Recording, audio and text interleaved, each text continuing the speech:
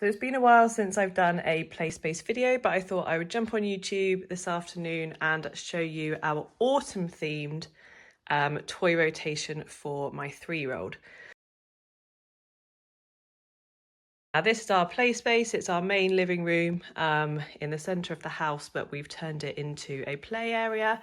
And because we're expecting baby number 2 any day now, I have actually started creating a little space for him. So the playroom has kind of been split in half. But I thought that I'd start off with our shelves over here. So we've got open shelving here, which have kind of got more Montessori inspired activities. And then we've got 2 tray fast units here.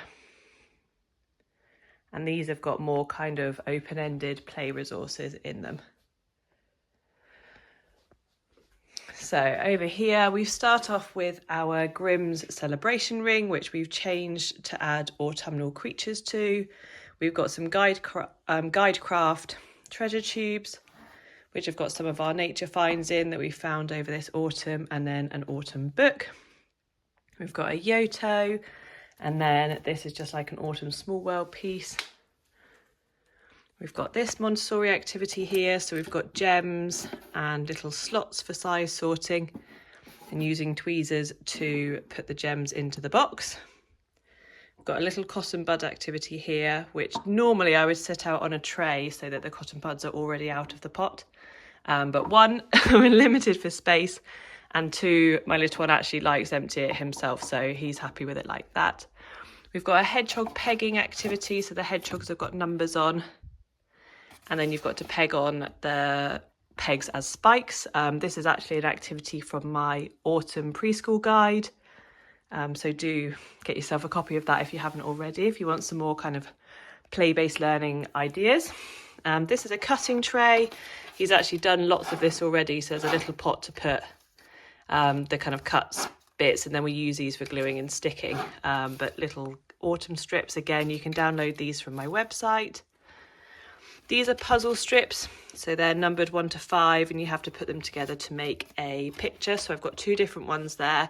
At the moment, these are separate, but you could mix them up so that you then have to sort the puzzles as well. Again, these you can find these on my website if you want to get your own copy. These are then Montessori knobbed cylinders. What I've done is just kind of included the autumny colours rather than all of them.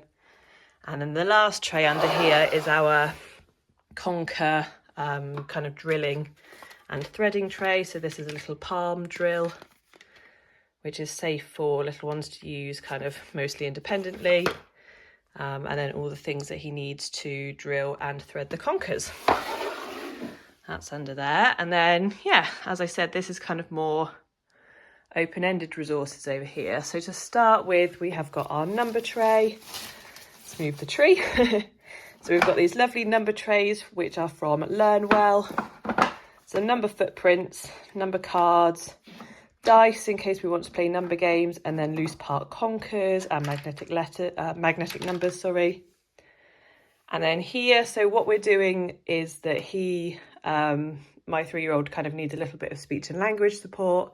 So the three sounds that we're working on at the moment, we've got little pots that have got things in it that have those sounds. So those are there just purely because we use them quite a lot. We've got a whole basket of autumn themed books. So these are books that we'll share at any point kind of throughout the days. We've just got loose parts again in the Guidecraft treasure tubes. These are little pumpkins, little acorns, and some kind of like autumn leaves that are gems. This tray here is where I normally put our morning preschool activities, so where we do a little bit of homeschool preschooling. I try and set up an activity each morning so that we've got something to do throughout the day, so that normally goes in here. That's his learning journal, where all our pictures from our kind of learning goes, and then this is just pens and bits and bobs that he can free access. This is paper, so we've got black paper in here, notebooks, plain paper. This drawer has got stickers in. They've all slipped to the back there. But stickers at the front and envelopes because he loves writing letters at the moment. So stickers and envelopes in this drawer.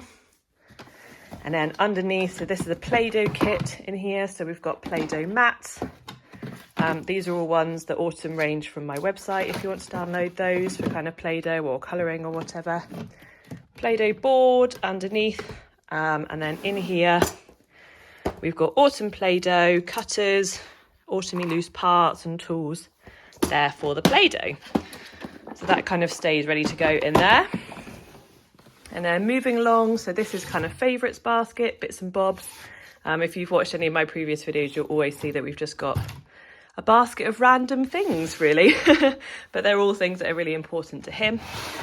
We've got wooden unit blocks. Normally I like having these kind of displayed out so that you can choose the blocks, but we just don't have the space at the moment. So they are all in this big tub, which is working fine. Train track. Musical instruments, which again we always have out, but I just swap up kind of which musical instruments we have out so that he's got a variety.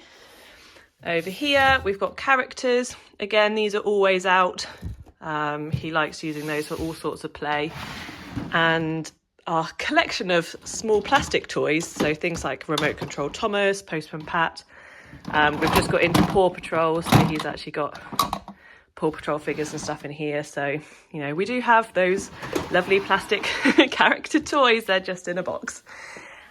Here are small world resources, so kind of world creation resources, and baseboards to do that with too. So he's kind of getting into small world, but likes to build worlds together. So we were kindly sent some of these as well from Cozy Direct. So we've got those out just while they're new. This is also for small world creation, but these are all natural parts. So bits of tree trunk, grass, log slices and things. He loves kind of creating woodland worlds with these, and then woodland animals in here to match. So sometimes we'll have zoo animals, sometimes we'll have farm animals, but you know, autumn theme. We've got lovely woodland creatures, and I always make sure that I choose ones that are really realistic. Brands like Papo or Slice. Some of these are Early Learning Centre, but from years and years ago, which when I was a child actually. But all woodland characters in there, and then in here cars, which again we always have out because that's just his thing. But yeah, that's kind of it for this side of the playroom. That's all the things that we have out at the moment. We've obviously got our totter and tumble mats to kind of fill the floor space. We do have our TP climbing cube.